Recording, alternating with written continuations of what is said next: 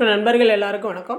So இப்போ பார்த்தீங்கன்னா இப்போ டிஎன்பிசி சைடுலேருந்து ரொம்ப அட்வான்ஸாக வந்து கொஷின்ஸ் வந்து கேட்க ஆரம்பிச்சிட்டாங்க. இப்போ பார்த்தீங்கன்னா நம்ம டிஎன்பிசி குரூப் 4 இல்லை குரூப் 2ல் பார்த்தீங்கன்னா ஸோ தமிழில் வந்து ஒரு 95+ நம்ம வந்து ஸ்கோர் பண்ணோம்னா கண்டிப்பாக வந்து 6 to 12 வரைக்கும் நியூ புக்கும் ஓல்டு புக்கும் படித்தா தான் வந்து ஸ்கோர் பண்ண முடியும் அப்படின்ற அளவுக்கு வந்து அவங்க கொஷின்ஸ் வந்து கேட்க ஆரம்பிச்சிட்டாங்க. ஸோ ஆல்ரெடி பார்த்தீங்கன்னா ஸோ நம்ம டெலகிராம் சேனலில் எல்லா சப்ஜெக்ட்டுக்கும் வந்து ஹேண்ட் ரைட்டட் நோட்ஸ் வந்து கொடுத்துருக்கோம். நீங்கள் ஸோ யாருக்காச்சும் ஹேண்ட் ரைட்டட் நோட்ஸ் வேணும்னா டிஸ்கிரிப்ஷனில் டெலகிராம் லிங்க் கொடுக்குறேன், நீங்கள் கிளிக் பண்ணி டவுன்லோட் பண்ணிக்கோங்க.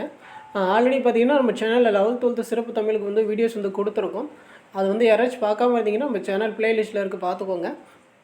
நம்ம ஓல்டு புக்கு வந்து நல்லா டெப்த்தாக படிக்கணுமா அப்படின்னு கேட்டிங்கன்னா 10th ஸ்டாண்டர்ட் வரைக்கும் கொஞ்சம் டெப்த்தாக படித்தா போதும். 11th 12th வந்து நீங்கள் ஓவராலாக சிலபஸ் ரிலேட்டடாக இருக்க டாபிக் மட்டும் படித்தா போதும். So 11th and 12th old தமிழுக்கு வந்து நம்ம வீடியோஸ் வந்து இனிமேல் வந்து ஒவ்வொரு வீடியோவும் வந்து 7 வயசு வந்து கொடுக்க போகிறோம். நம்மளோட சேனலில் வந்து சப்ஸ்கிரைப் பண்ணாதவங்க சப்ஸ்கிரைப் பண்ணி வச்சுக்கோங்க. சரி வாங்க கொஷின்ஸ் வந்து பார்ப்போம். ஸோ பார்த்தீங்கன்னா இப்போ 11th ஸ்டாண்டர்டில் வாழ்த்து அப்படின்னு சொல்லிட்டு 7:1 இருக்கும். ஸோ அதில் இருக்க கொஷின்ஸ் வந்து நான் எடுத்து வந்திருக்கேன். ஃபர்ஸ்ட் கொஷின் பாருங்கள். அருள் பழுத்த பழஞ்சுவையே கரும்பே தேனே என்று பாடியர் யார் அப்படின்னு சொல்லி கேட்டிருக்காங்க. ஸோ இதுக்கான ஆன்சர் பார்த்தீங்கன்னா ஆப்ஷன் ஏ, தாயுமானவர். இது பார்த்தீங்கன்னா நீங்கள் ஒரு தனியாக ஒரு நோட் போட்டு எழுதி வச்சுக்கோங்க. ஸோ அடுத்து பார்த்தீங்கன்னா ஸோ தாயுமானவர் பாடல்கள் என்னும் நூலில் உள்ள பாடல்களின் எண்ணிக்கை எத்தனை அப்படின்னு சொல்லி கேட்டிருக்காங்க. ஸோ இதுக்கான ஆன்சர் பார்த்தீங்கன்னா ஆப்ஷன் பி, 1452. ஸோ அடுத்து பாருங்கள், கூற்றுகள் வந்து கொடுத்துருக்காங்க. கூற்று 1, தாயுமானவர் பாடல்கள் தமிழ் மொழியின் உபநிடதம் என்று அழைக்கப்படுகிறது. கேட்பாங்க, தமிழ் மொழியின் உபநிடதம் என்று அழைக்கப்படுவது எது அப்படின்னு கூட கேட்கலாம். தாயுமானவர் பாடல்கள். கூற்று 1 வந்து சரியாக தான் இருக்குது. ஸோ அடுத்து பாருங்கள், தாயுமானவர் பாடல்கள் இறைநெறி வலியுறுத்துகிறது. ஸோ 2வது கூற்று வந்து சரியாக தான் இருக்குது. அடுத்து பாருங்கள், தாயுமானவர் எல்லாரும் இன்புற்று இருக்குமாறு நினைத்தார். ஸோ எல்லாரும் வந்து சந்தோஷமாக இருக்கணும் அப்படின்னு சொல்லிட்டு நினச்சவர். ஸோ அடுத்து பார்த்திங்கன்னா அன்பர் பணி செய்ய ஆர்வம் கொண்டவர் கேட்கலாம். ஸோ இது வந்து சரியாக தான் இருக்குது. அன்பர் பணி செய்ய ஆர்வம் கொண்டவர் வந்து யார் அப்படின்னு கேட்கலாம், தாயுமானவர். ஸோ இதுக்கான ஆன்சர் பார்த்தீங்கன்னா ஆப்ஷன் டி, அனைத்தும் சரி. எல்லாமே வந்து சரியாக தான் இருக்குது. ஸோ அடுத்து பாருங்கள், தாயுமானவர் பிறந்த ஊர் எது? தாயுமானவர் பிறந்த ஊர், இதுக்கான ஆன்சர் பார்த்தீங்கன்னா ஆப்ஷன் ஏ, திருமறைக்காடு. தாயுமானவர் பிறந்த ஊர் வந்து திருமறைக்காடு. ஸோ வேதாரண்யம் அப்படின்னு கூட சொல்லுவாங்க. ஸோ அடுத்து பாருங்கள், கேடிலியப்பர் மற்றும் கெஜவல்லிக்கு மகனாக பிறந்தவர் வந்து யார் அப்படின்னு சொல்லி கேட்டிருக்காங்க. ஸோ இதுக்கான ஆன்சர் பார்த்தீங்கன்னா ஆப்ஷன் டி, தாயுமானவர். ஸோ கரெக்டாக பார்த்துக்கோங்க. தாயுமானவருடைய பெற்றோர் வந்து யாருன்னு பார்த்தீங்கன்னா கேடிலியப்பர், கெஜவல்லி. இவங்க 2 பேருக்கு வந்து மகனாக வந்து பிறந்திருப்பார்.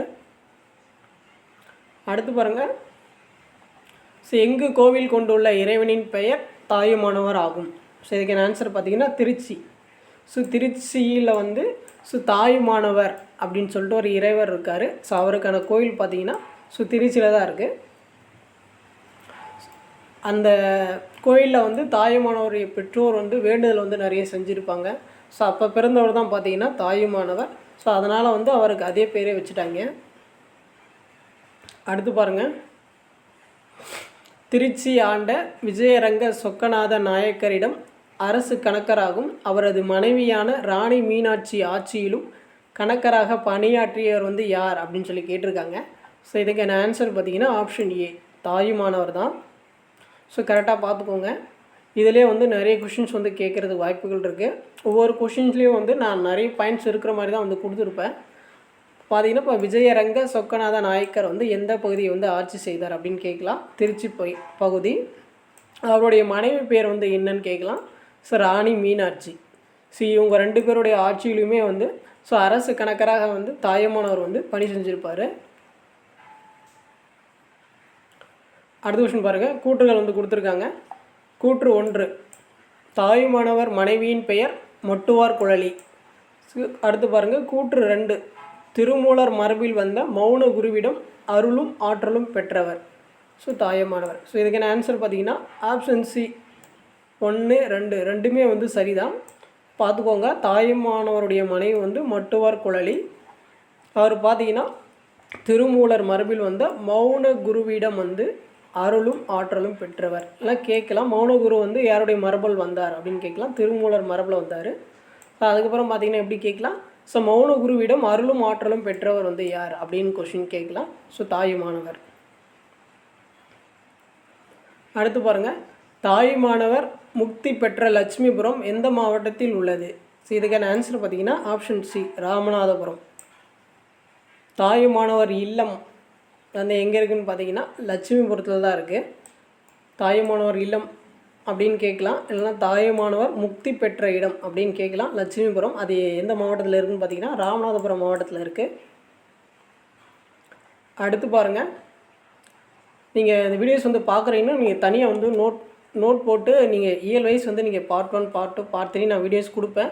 நீங்கள் அப்படியே நோட் போட்டு எழுதி வச்சுக்கோங்க. நம்மளுடைய சேனல் சப்ஸ்கிரைப் பண்ணலாம், சப்ஸ்கிரைப் பண்ணி வச்சுக்கோங்க. ஒவ்வொரு இப்போ பார்த்தீங்கன்னா 11th and 12th இனிமேல் வர வீடியோஸ் எல்லாமே வந்து அது மட்டும் தான் டார்கெட் பண்ணி 11th and 12th ஃபுல்லாக கம்ப்ளீட் பண்ணி கொடுத்துட்டு தான் வந்து நான் நெக்ஸ்ட் வீடியோஸ் வந்து நான் கொடுக்க போகிறேன் இனிமேல். ஸோ அடுத்து பாருங்கள், ஸோ தாயுமானவர் வாழ்ந்த காலம். ஸோ தாயுமானவர் வாழ்ந்த காலம் பார்த்திங்கன்னா கிபி 18ஆம் நூற்றாண்டு. தாயுமானவர் வாழ்ந்த காலம் வந்து கிபி 18ஆம் நூற்றாண்டு. அடுத்து பாருங்கள், சொல் பொருள் பொறுத்த வரைக்கும் முக்கியமானது மட்டும் நம்ம படிச்சுக்கிட்டால் போதும். ரொம்ப எப்படி சொல்கிறதுனா, நமக்கு இலக்கண குறிப்பு பொறுத்த வரைக்குமே நமக்கு ஒரு சில இதெல்லாம் பார்த்தோன்னே நம்ம கண்டுபிடிச்சிடலாம் இல்லையா? ஸோ பெயரெச்சன்னா எப்படி முடியும், வினையெச்சனா எப்படி முடியும், பண்பு தொகைன்னா எப்படி முடியும். அதேமாரி ஸ்கிப் பண்ணுறது வந்து நான் அவ்வளோ பெருசாக கொடுக்கல. சிம்பிளாக வந்து எது முக்கியமானதாக இருக்கோ அதை மட்டும் கொடுத்துருக்கேன். நீங்கள் இப்படி சொல்கிறதுனா சொல் பொருள் இந்த இலக்கண குறிப்பு பொறுத்த வரைக்கும் நீங்கள் 11th 12th ஓல்டு வந்து நீங்கள் அவ்வளோ இம்பார்ட்டன்ஸ் கொடுத்து படிக்க தேவையில்லை. மற்ற பாயிண்ட்ஸ் மட்டும் நீங்கள் ஓரளவு தெரிஞ்சுக்கிட்டால் போதும். சொல் பொருள் பாருங்கள், பூரணமாய், முழுமையாய், புனிதம்னா தூய்மை. அடுத்து இலக்கண குறிப்பு பாருங்கள், பழச்சுவை. ஸோ பழச்சுவை வந்து 6ஆம் வேற்றுமை தொகை அப்படின்னு சொல்லி கொடுத்துருக்காங்க. ஸோ அடுத்து பாருங்கள், ஆரம் மிருது. ஸோ ஆரம் மிருது பார்த்திங்கன்னா பண்பு தொகை. இந்த ஆரம் மிருதை வந்து எப்படி பிரிக்கலான்னு பார்த்தீங்கன்னா அருமை ப்ளஸ் அமிர்து அப்படின்னு சொல்லி பிரிக்கலாம். இது வந்து முக்கியம். பிரித்தெழுதில் கேட்டாங்கன்னா நீங்கள் கரெக்டாக வந்து பிரிக்கணும். ஆர மிருது பிரித்து எழுதுக, ஆர ப்ளஸ் மிருது அப்படின்னு தான் வந்து நம்ம யோசிப்போம். இல்லை அருமை ப்ளஸ் மிருது அப்படின்னு கூட யோசிப்போம். அருமை ப்ளஸ் அமிர்து அதுதான் வந்து சரியான பிரித்தெழுப்பு முறை. கரெக்டாக பார்த்துக்கோங்க. ஸோ அடுத்து பாருங்கள், உயிர்த்திரள். ஸோ உயிர்த்திரள் வந்து 6ஆம் வேற்றுமை தொகை. அடுத்து பார்த்திங்கன்னா விழுப்பொருள். ஸோ விழுப்பொருள் வந்து உரிச்சொல் தொடர். அடுத்து பாருங்கள், திரு நிறைந்தனை தன்னிகரென்றில்லை தீது நீர்ந்தனை நீர் வளஞ்சார்ந்தனை என்று பாடியர் வந்து யார் அப்படின்னு சொல்லி கேட்டிருக்காங்க. ஸோ இதுக்கான ஆன்சர் பார்த்திங்கன்னா ஆப்ஷன் சி, பாரதியார். ஸோ அவர் தான் வந்து பாடியிருப்பார். ஸோ கரெக்டாக பார்த்துக்கோங்க. அடுத்து பாருங்கள், பாரதியாரின் தேசிய கீதங்கள் என்னும் தலைப்பில் பாடல்கள் எதில் தொகுக்கப்பட்டுள்ளது அப்படின்னு சொல்லி கேட்டிருக்காங்க. ஸோ இதுக்கான ஆன்சர் பார்த்திங்கன்னா ஆப்ஷன் ஏ, ஸோ பாரதியின் கவிதைகள். ஸோ பாரதியாரியோடைய தேசிய கீதங்கள் என்னும் தலைப்பில் வந்து பாடல்கள் வந்து எதில் தொகுக்கப்பட்டதுன்னு பார்த்திங்கன்னா பாரதியின் கவிதைகள். ஸோ ஆல்ரெடி வந்து ப்ரீவியஸ் இயரில் கேட்டிருக்காங்க, பார்த்துக்கோங்க. அடுத்து பாருங்கள், இது வந்து முக்கியமான பாயிண்ட்டு. இது ப்ரீவியஸ் இயரில் கேட்டிருக்காங்க. ஸோ வங்க மொழியில் பக்கிம் சந்திர சட்டர்ஜி எழுதிய வந்தே மாதரம் என்னும் பாடலை தமிழில் மொழிபெயர்த்தவர் வந்து பாரதியார். ஸோ அவர் தான் வந்து மொழிபெயர்த்திருப்பார். இது வந்து ரொம்ப முக்கியம். ஸோ வங்க மொழியில் பக்கிம் சந்திர சட்டர்ஜி எழுதிய வந்தே மாதரம் என்னும் பாடலை தமிழில் மொழிபெயர்த்தது வந்து பாரதியார் தான். வந்தே மாதரம் என்னும் பாடலை வந்து எழுதினது வந்து யாருன்னு கேட்கலாம். ஸோ பக்கிம் சந்திர சட்டர்ஜி. அவர் எந்த நூலில் எழுதியிருப்பாருன்னு பார்த்தீங்கன்னா ஆனந்த மடம் அப்படின்னு சொல்லிட்டு ஒரு நூல் இருக்கும், ஆனந்த மடம். ஸோ அந்த நூலில் தான் வந்து இந்த பாடலை வந்து எழுதியிருப்பார். ஸோ எந்த மொழியில் எழுதியிருப்பாருன்னு பார்த்துக்கோங்க, வங்க மொழியில். அடுத்து பாருங்கள், ஸோ தேசிய கவி என்று போற்றப்படும் பாரதியார் எட்டயபுரத்தில் பிறந்த ஆண்டு. இது வந்து முக்கியம். ஸோ பாரதியாருக்கு இருக்க சிறப்பு பெயர்லாம் வந்து நம்ம தெரிஞ்சு வச்சுக்கணும். தேசிய கவி, மகாகவி, கவின்னு முடியும், சரிங்களா? தேசிய கவி, மகாகவி, இது எல்லாமே பார்த்திங்கன்னா பாரதியார் தான் வந்து சொல்லுவாங்க. ஸோ கரெக்டாக பார்த்துக்கோங்க. அவர் பிறந்த ஊர் வந்து எட்டயபுரம், நமக்கு தெரியும். ஸோ பிறந்த ஆண்டு வந்து கேட்டிருக்காங்க.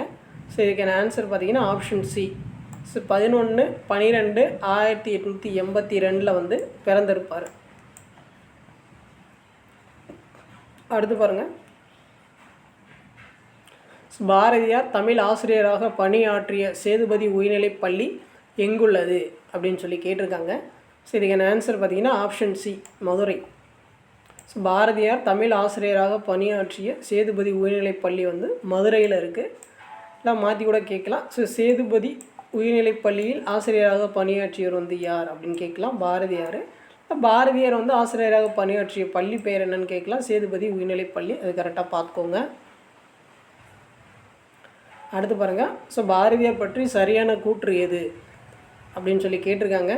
ஃபஸ்ட்டு பாருங்கள், சுதேசமித்திரன் பத்திரிகையில் உதவி ஆசிரியராக பணி செய்தார். இது வந்து சரியாக தான் இருக்குது, கரெக்டாக பார்த்துக்கோங்க. ஆசிரியராக உதவி ஆசிரியராக அது வந்து முக்கியம். சுதேசமித்திரனில் வந்து உதவி ஆசிரியராக வந்து பணி செஞ்சுருப்பார். அடுத்து பாருங்கள், சக்கரவர்த்தினி என்னும் பத்திரிகையில் ஆசிரியராக இருந்தார். சக்கரவர்த்தினியில் வந்து ஆசிரியராக இருந்திருப்பார். ஸோ அதுக்கப்புறம் பார்த்திங்கன்னா, ஸோ இந்திய என்ற வார பத்திரிகைக்கு ஆசிரியராக இருந்தார். ஸோ இந்திய பத்திரிகையிலும் வந்து ஆசிரியராக இருந்திருக்காரு. சக்கரவர்த்தினி அந்த பத்திரிகையிலும் ஆசிரியராக இருந்திருக்காரு. சுதேசமித்திரனில் வந்து உதவி ஆசிரியராக இருந்திருக்காரு. இந்த இந்தியா பார்த்திங்கன்னா ஒரு வார பத்திரிகை, அது வந்து முக்கியம். சரிங்களா, அது ஒரு வார பத்திரிகை. ஸோ இதுக்கான ஆன்சர் பார்த்திங்கன்னா எல்லாமே வந்து சரியாக தான் இருக்குது, அனைத்தும் சரி. சரிங்களா, அடுத்தது, ஸோ கீதையை மொழிபெயர்த்தவர் வந்து யார் அப்படின்னு சொல்லி கேட்டிருக்காங்க. ஸோ இதுக்கான ஆன்சர் பார்த்திங்கன்னா ஆப்ஷன் பி, பாரதியார். கீதையை மொழிபெயர்த்தது வந்து பாரதியார். அடுத்து பாருங்கள், பாரதியார் படைப்பு எது? ஸோ எல்லாருக்குமே தெரிஞ்சது தான், கண்ணன் பாட்டு, குயில் பாட்டு, பாஞ்சாலி சபதம், அனைத்தும் சரி. இதுக்கான ஆன்சர் பார்த்திங்கன்னா அனைத்தும் சரி. இது எல்லாமே பார்த்திங்கன்னா ஸோ பாரதியாருடைய படைப்பு தான். ஸோ அடுத்து பாருங்கள், ஸோ பாரதியார் இறந்த ஆண்டு.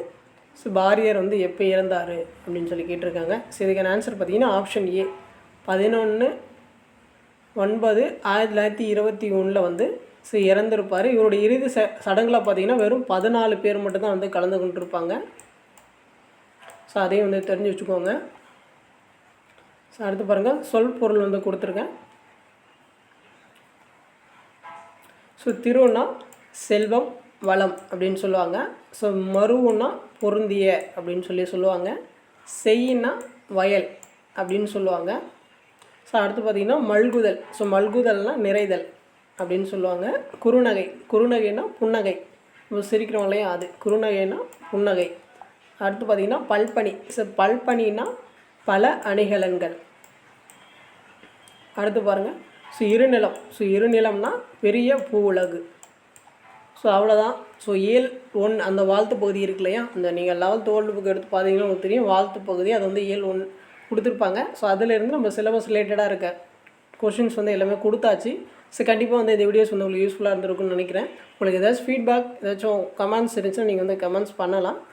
இப்போ தான் வந்து நம்ம சேனல் வந்து ஃபஸ்ட் டைம் பார்க்குறீங்கன்னா கொஞ்சம் சப்ஸ்கிரைப் பண்ணுங்கள், சப்போர்ட் பண்ணுங்கள், ஃப்ரெண்ட்ஸ்க்கு வந்து ஷேர் பண்ணுங்கள், நம்மளுடைய சேனலை வந்து ஃபாலோ பண்ணிக்கோங்க. தேங்க்யூ.